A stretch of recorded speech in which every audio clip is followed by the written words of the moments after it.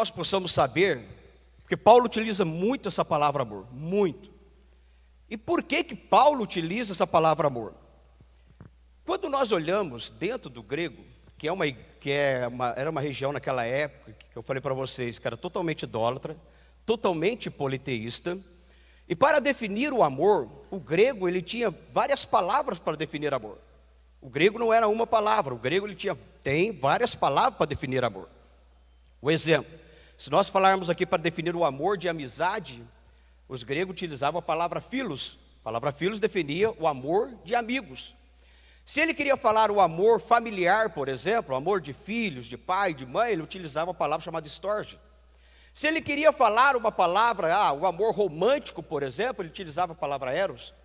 Se ele queria falar o amor incondicional, de você amar independente se o outro ama, utilizava a palavra ágape. E entre outras palavras que o grego tinha para definir qual era o amor dentro daquele contexto. O grego ele era dessa forma.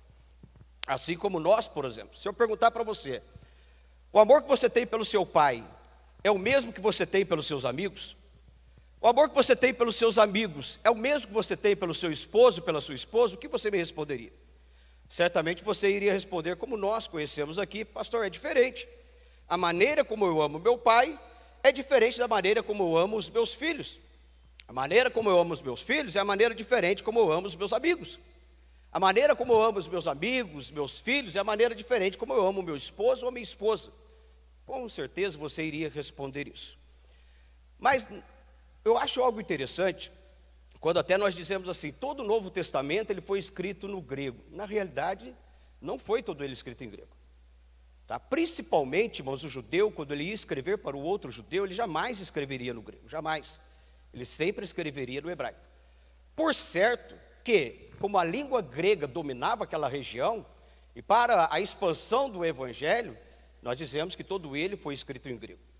O exemplo disso, quando Jesus lá em Apocalipse diz assim, eu sou o alfa e ômega. Jesus nunca iria dizer isso daí, eu sou o alfa e ômega. Jesus certamente diria, eu sou o Aleph e o Tav, que é a primeira letra do hebraico e a última letra do hebraico. Então isso, na realidade, nos mostra que jamais um judeu que fosse escrever para outro judeu, ele não escreveria em grego. Por quê? Porque os judeus, irmãos, não apoiavam o grego de forma alguma. Por quê? Porque era uma língua idólatra e uma língua politeísta. Então, quando nós vamos falar sobre amor, eu até achei interessante que eu fui buscar um pouquinho desse amor no hebraico, porque é a maneira como a Bíblia nos ensina. E eu achei interessante isso que eu quero trazer para vocês. E por que trazer? Para que nós possamos entender por que Paulo usou o amor dos Tessalonicenses e o amor dele para a igreja para escrever essa primeira epístola. Aí nós vamos entender isso daí. Quando nós olhamos a palavra amor no hebraico, ela é ahav. Ou seja, é a letra Aleph, a letra Rei, a letra Vet e a letra Rei. Pastor, o que isso significa? Quando nós transformamos o hebraico, além de ter o seu significado na palavra, o hebraico ele não possui número. Está aqui o professor Vandes de hebraico, se eu errar aqui alguma coisa, você me corrija na hora aqui, tá, meu filho? O hebraico ele não possui número.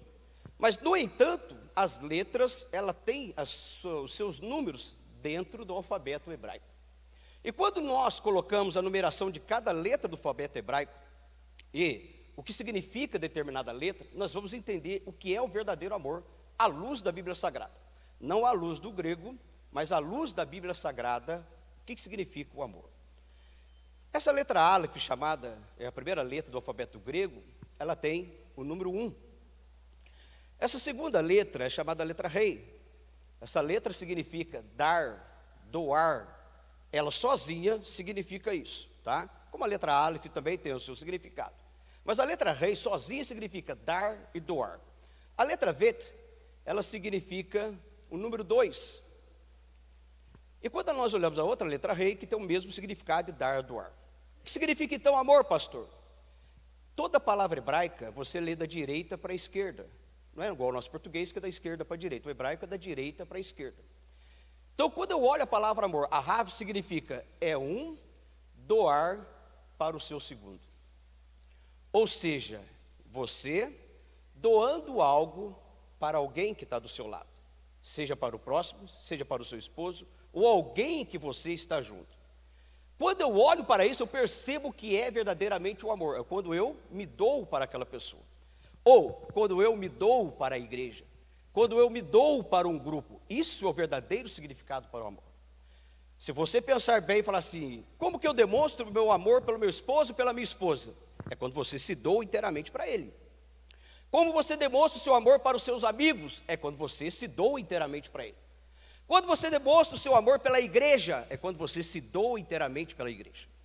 Então, em resumo, em hebraico, ele não tem várias palavras para amor, só tem esse significado. É você se doar para alguém. Aí você sabe o que é o verdadeiro amor. Então, quando você se doa, significa que você ama. E quando você não se doa, você não ama. Então, amar significa doar-se para alguém. Então, quando eu entendo isso, eu vou compreender o que o apóstolo Paulo sentiu pela igreja de Tessalônica e o que os irmãos de Tessalônica eles estavam demonstrando. E é isso que eu estive até pensando quando o apóstolo Paulo mostra que a expressão suprema desse amor é o quê?